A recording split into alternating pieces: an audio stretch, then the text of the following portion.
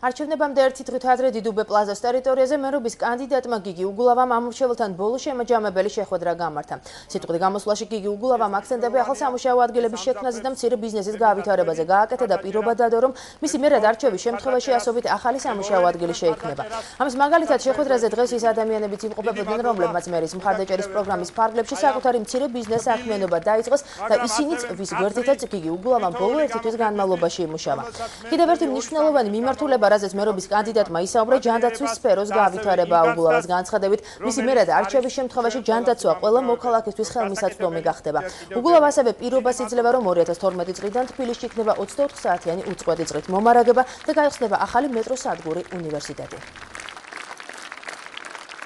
პირდებით, რომ დღე და ღამეს გავასწორებ, რათა თბილისის განვითარება გაგრძელდეს.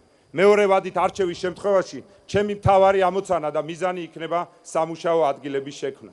ბევრი უმუშევარია დღეს თბილისში და ბევრ ადამიანს უჭირს. არც იმით ვარ ბოლომდე კმაყოფილი, რაც უკვე გაკეთდა, რადგან თბილისის გასაუმჯობესებლად და მეტი სამუშაო ადგილების შესაქმნელად ჯერ კიდევ ძალიან ბევრია გასაკეთებელი. 2 წელიწადში დასრულდება თბილისის ყველა დიდი საავადმყოფოს რეაბილიტაცია.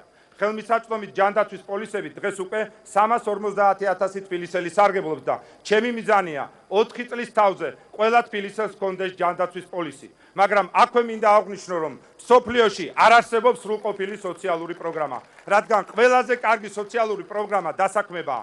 თბილისელებო, თუ მეთანხმებით, რომ საკეთებელი უფრო მეტია, დაიმახსოვრეთ ნომერი 5, დაირჩიეთ უკეთესი მომავალი თბილისისათვის. ხოლო საერთო შრომითა და ბრძოლით თუ მოვიპოვებთ ამ მომავალს.